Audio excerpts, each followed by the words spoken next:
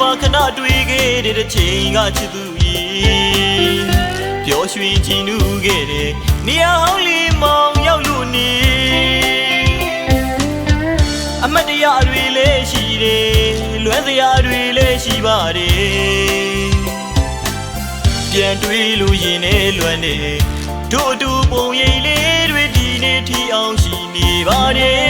ချစ်ရသူလေးရေအခုများတော့ဖေးများရောက်နေချစ်ရသူကမမေ့နိုင်ပြီ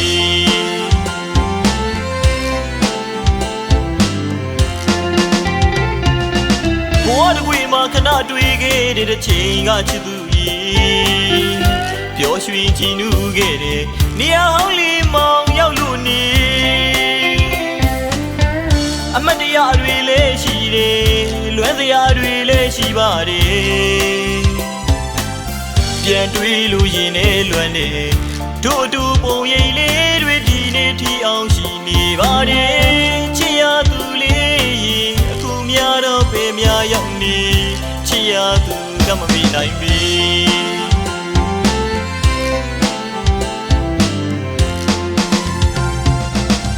အချင်းနဲ့အတူတူဆူတောင်းမှုတဲ့စီရီဖျားမှာဆူတောင်းများမှာခဲ့လေသလားအလွမ်းနေနဲ့မောက်မတယောက်သေးလေ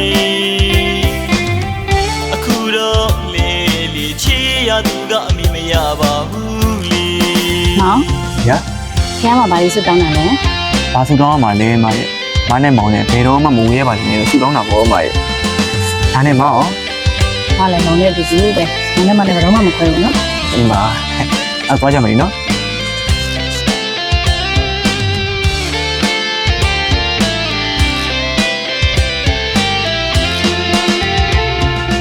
ဘဝတစ်ခွေမှာခဏတွေ့ခဲ့တဲ့ချိန်ကချစ်သူကြီးပျော်ရွှင်ကြည်နူးခဲ့တဲ့နေရာဟောင်းလေးမောင်ရောက်လို့နေအမတ်တရားတွေလည်းရှိတယ်လွမ်းစရာတွေလည်းရှိပါတယ်ပြန်တွေ့လို့ရင်နဲ့လွမ်းနေတို့အတူပုံရိပ်လေးတွေဒီနေ့ထီအောင်ရှိနေပါတယ်ချစ်ရသူလေးရေအခုများတော့ဖေးများရောက်နေချစ်ရသူကမမေ့နိုင်ပြီ